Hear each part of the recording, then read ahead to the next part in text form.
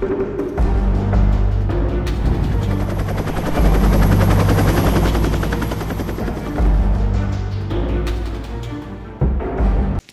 répondu à notre invitation. Et je sais que le temps est précieux pour tout le monde. Nous allons donc commencer cette conférence de presse. Mesdames et messieurs, le Congo brûle. Dans le Grand Kasaï, décapitations et massacres sont monnaie courante. À Béni, des bombes sont larguées sur des écoles. À Kinshasa, kidnappings et braquages font le lot du quotidien. Des milliers de compatriotes sont condamnés à déserter leur village, à quitter leur province, à fuir leur pays. Par leur nombre et l'ampleur du désastre humanitaire, ils inscrivent bien malgré eux le Congo dans le palmarès des États ayant le plus grand nombre de populations déplacées, plus que la Syrie. Sur tous les plans, humanitaire, sécuritaire, économique et social, la situation est catastrophique. Mieux que personne, et il faut les en féliciter, les évêques de la Conférence nationale épiscopale du Congo ont stigmatisé le mal qui ronge notre pays et qui accélère sa descente aux enfers, à savoir la crise artificiellement créée par la non-organisation des élections et la volonté d'une minorité de prendre en otage tout le peuple à des fins égoïstes. La tragédie congolaise porte un nom et un seul: Joseph Kabila. Il entrave l'organisation des élections, multiplie délibérément les foyers de tension, entretient la division entre les communautés congolaises aux seules fins de s'accrocher à son fauteuil. Depuis la fin de son second et dernier mandat constitutionnel, faisant fi de l'illégitimité dans laquelle il se trouve, il a décidé de défier le peuple congolais pour se maintenir à la tête du Congo, quitte à ramener le pays dans l'état où il l'a trouvé en accédant en 2001, il y a 16 années, à la magistrature suprême. Le message des évêques est assorti d'un appel au refus de la fatalité, un appel à braver la peur. Cette peur qui tient de mode de gouvernance par un pouvoir qui n'a plus que la terreur comme levier. Un appel à une prise de conscience collective et à un véritable sursaut moral. Il nous revient de saluer ici le combat mené courageusement par ces jeunes artistes de Goma et bien d'autres anonymes qui ont le courage d'affronter à main nue les forces de répression déployées à travers le pays. Ils incarnent ce sursaut moral dont le Congo a grandement besoin. Nul doute que faute de la publication par la CENI au 31 juillet d'un calendrier électoral clair fixant l'échéance de l'élection présidentielle et du départ du pouvoir de Joseph Kabila pour la fin de l'année, nos chemins se croiseront sur la voie de la désobéissance et de la résistance. Mesdames et messieurs, une dictature s'est installée au Congo. Ses agents s'affichent et s'étalent à l'étranger dans les médias qu'ils n'hésitent pas à museler chez eux. Parmi ces pèlerins de la dictature, un homme blessé, aux abois, et dont d'aucuns suspectent qu'il évite aujourd'hui les frontières du Royaume de Belgique, se répand depuis une semaine sur les radios et télévisions européennes. Dans cette déclaration, il cite abondamment Moïse Katumbi, après avoir instrumentalisé contre lui des procédures judiciaires nationales, allant même jusqu'à lui dénier sa nationalité. Aux abois, il l'est. Ministre de la Justice de son État, il l'est aussi.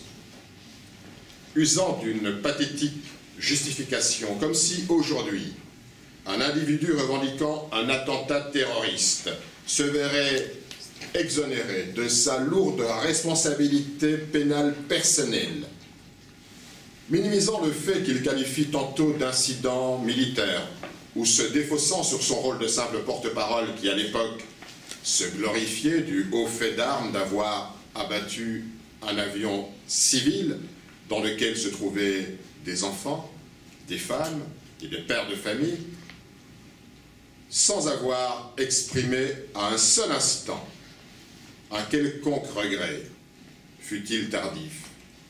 Ce ministre congolais fait l'objet d'une des plaintes les plus graves et les plus ignominieuses qui soient, crimes de guerre et crimes contre l'humanité. Terrassé et rattrapé par les graves accusations à son endroit, le ministre Tambwe use et abuse de sa fonction de ministre de la Justice, de laquelle tout homme de bien, soucieux de sa dignité, aurait dû se départir pour défendre son honneur. Il use de cette fonction afin de poursuivre la mission de confiance que son chef lui a assignée, d'exclure définitivement de la scène politique un citoyen congolais dont il me revient de porter ici la parole. À la demande d'un journaliste, on a même entendu le ministre évoquer son statut diplomatique. Faut-il rappeler que dans tous les cas, les immunités diplomatiques sont inapplicables en matière de crimes contre l'humanité. Donc le fait de ne pas s'en prévaloir, comme le dit le ministre, ne signifie pas une preuve de bonne foi, mais une simple logique. Laissons M. Alexis Tambwe s'expliquer devant la justice et sa conscience. Quant à moi, je vous invite à revenir sur les faits qui nous concernent pour la conférence d'aujourd'hui, à savoir l'issue des procédures judiciaires engagées contre Moïse Katumbi et la énième cabale qui porte cette fois-ci sur sa nationalité. En ce qui concerne tout d'abord les procédures judiciaires engagées contre Moïse Katumbi, 2 procédures judiciaires sont engagées contre Moïse Katumbi. La première est pendante devant le parquet général près la cour d'appel de Lubumbashi. C'est celle relative à l'accusation de recrutement de mercenaires. À cet effet, Moïse Katumbi a fait l'objet d'une autorisation de sortie du territoire national pour raison médicale. Le statut juridique de Moïse Katumbi dans cette procédure, jusqu'à son départ, a été celui d'un citoyen congolais, présumé innocent, ayant comparu librement pour déférer aux invitations de la justice. S'agissant de la seconde procédure, pour laquelle, en son absence du pays, Moïse Katumbi a été condamné en première instance à 3 ans d'emprisonnement, il y a eu successivement opposition et appel au tribunal de grande instance de Lubumbashi. Dans tous les cas, ces 2 voies de recours sont suspensives de l'exécution du jugement. Dans ses déclarations, en évoquant le caractère collégial de la condamnation de Moïse Katumbi par 3 magistrats, le ministre entretient une confusion délibérée entre le quorum requis pour permettre la délibération dans une procédure judiciaire et la dénonciation flagrante de la manipulation de la justice par le pouvoir, dénonciation faite, je vous le rappelle, courageusement par la juge présidente du tribunal de paix de Lubumbashi, Madame Ramazani. Rien de plus ridicule et inquiétant que d'entendre un ministre de la Justice tenir avec autant de légèreté de tels propos alors qu'il est censé savoir qu'en droit, même la plus petite fraude corrompt tout. Comment peut-on terroriser et tenter de corrompre un magistrat, de surcroît président de la juridiction saisie pour obtenir la condamnation injuste, voire illégale d'un innocent, et se permettre d'invoquer la collégialité du siège pour valider une telle décision judiciaire?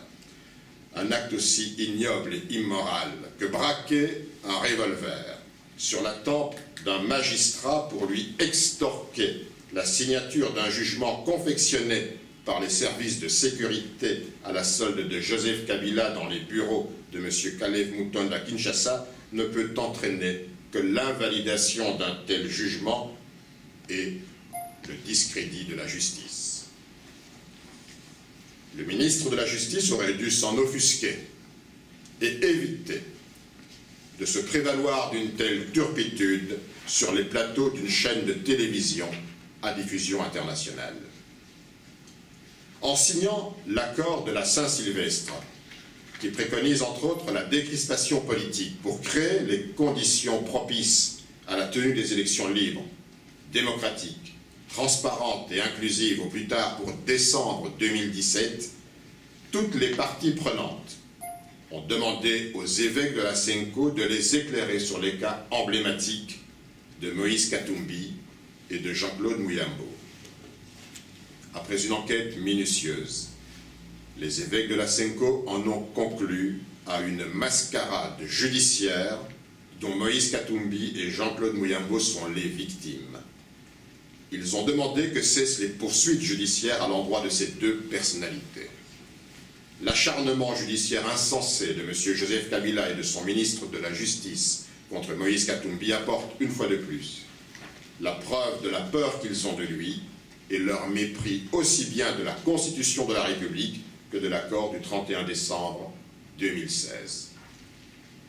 Le 13 juin dernier, en réponse à la plainte lui adressée par Moïse Katumbi contre l'acharnement dont il est la victime de la part du gouvernement congolais, le Comité des droits de l'homme du Haut Commissariat des Nations Unies a demandé aux autorités congolaises d'assurer la protection à Moïse Katumbi, de lui permettre de rentrer librement dans son pays sans y être arrêté et d'y exercer tous ses droits civiques et politiques. Le fait que le gouvernement congolais ait la possibilité de présenter les moyens d'irrecevabilité de la plainte de Moïse Katumbi ne l'exonère en aucune façon de son obligation de respecter les mesures conservatoires décidées par le Comité des droits de l'homme du Haut Commissariat des Nations Unies.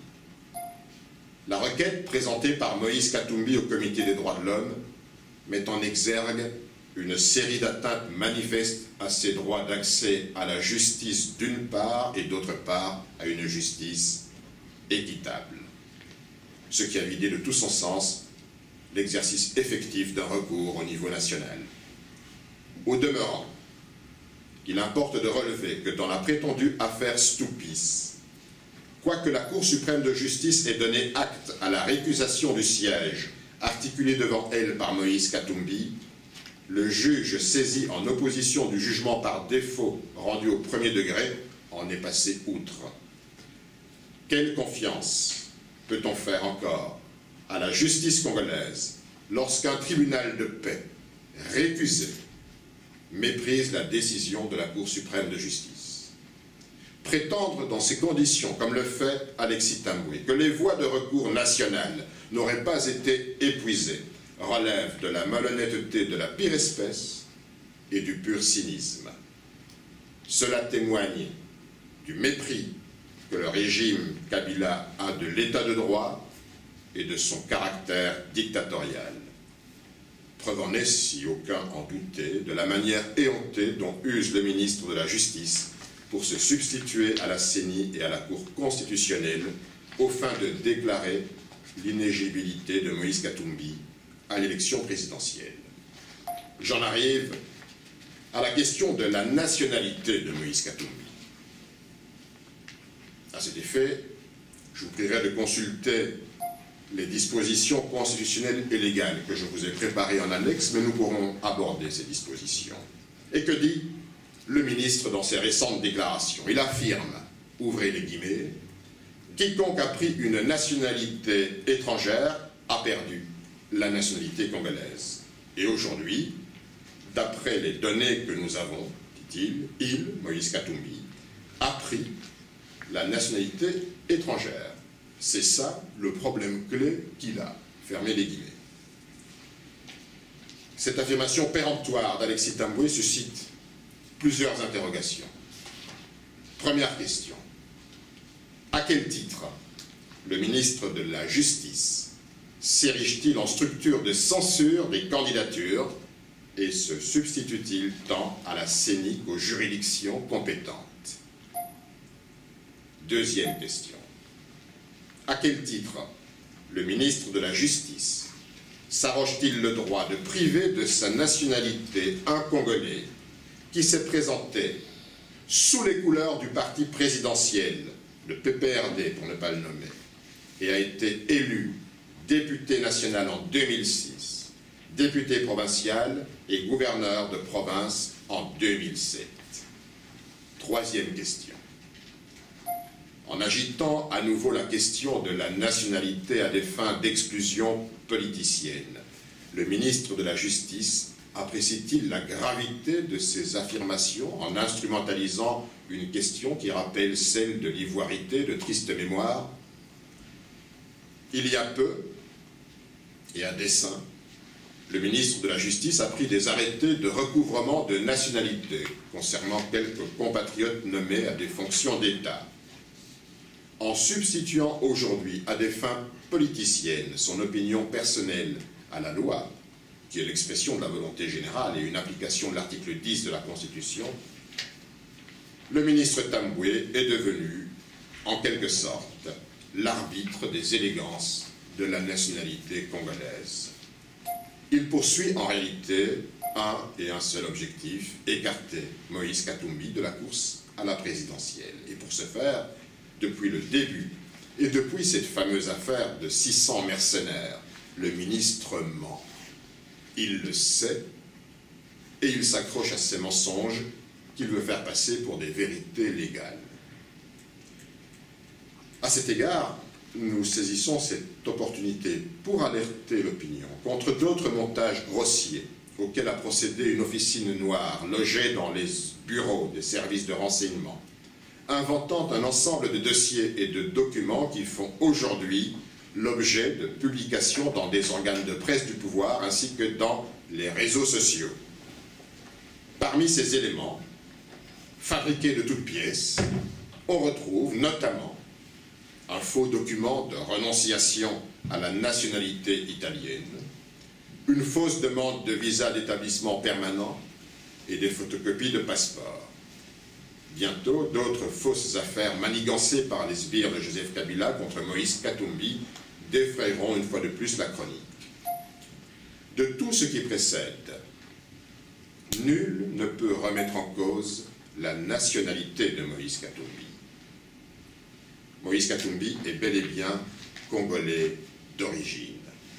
Dans tous les cas de figure, n'en déplaise à M. Tamboué ou à qui que ce soit, le seul Congolais a vu naître Moïse Katumbi des entrailles d'une maman congolaise d'ethnie Bemba Sanga et de lignée royale Yéké.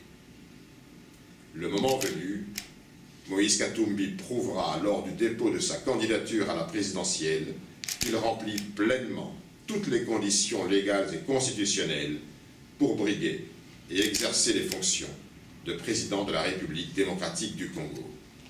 Et personne, absolument personne, ne peut priver à un Congolais d'origine d'être Congolais d'origine. J'aimerais que nous regardions rapidement les dispositions, parce qu'il va maintenant d'informer toutes les Congolaises et tous les Congolais. Sur la nationalité, il se dit beaucoup de choses sur la nationalité congolaise.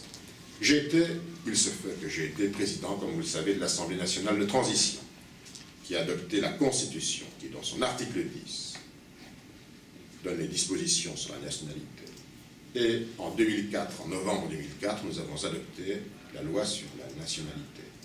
Ce furent des moments extrêmement importants dans l'histoire du pays, pendant cette transition. Que dit la Constitution sur la nationalité? Dans son article 10, je cite, « La nationalité congolaise est une et exclusive.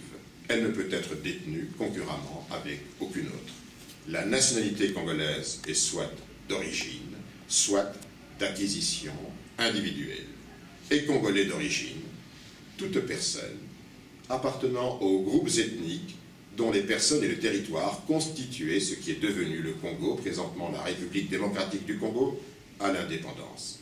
Une loi organique détermine les conditions de reconnaissance, d'acquisition, de perte et de recouvrement de la nationalité. Alors, que dit la loi adoptée? Dans son exposé des motifs, la loi traite des options fondamentales sur la nationalité congolaise. Et je vais m'arrêter sur l'exposé des motifs de cette loi. Il est important que chaque Congolais, chaque Congolaise sache quelle est la loi qui régit la nationalité.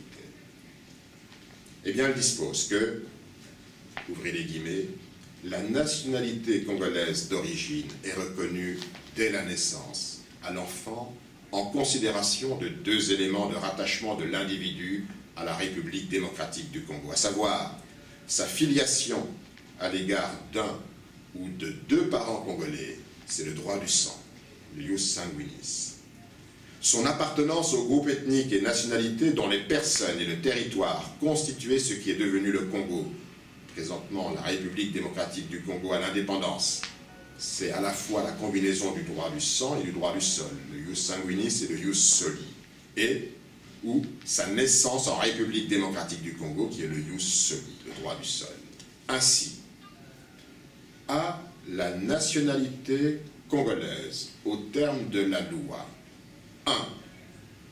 L'enfant dont l'un des parents, le père ou la mère, est congolais. 2. Tout individu appartenant aux groupes ethniques et nationalités dont les personnes et le territoire constituaient ce qui est devenu le Congo, présentement la République démocratique du Congo. 3. L'enfant nouveau-né trouvé sur le territoire de la République démocratique du Congo, dont les parents sont inconnus. Toutefois, il sera réputé n'avoir jamais été congolais si, au cours de sa minorité, sa filiation est établie à l'égard d'un étranger et s'il a, conformément à la loi nationale de son parent, la nationalité de celui-ci. 4. L'enfant né en République démocratique du Congo de parents ayant le statut d'apatride ou de parents étrangers dont la nationalité ne se transmet pas à l'enfant du fait de la législation de l'État d'origine qui ne reconnaît que le ius soli ou ne reconnaît pas d'effet sur la nationalité à la filiation naturelle. Il était important, c'était dans l'exposé des motifs, l'article 6 de la dite loi et la répétition de ces options qui viennent d'être évoquées. Cheikh Fita, info en ligne des Congolais de Belgique. Une question banale. Monsieur Moïse Katumbi voyage à travers le monde. Il a sûrement un passeport dans lequel on met des visas. Ce passeport-là, c'est lequel? C'est l'italien ou congolais?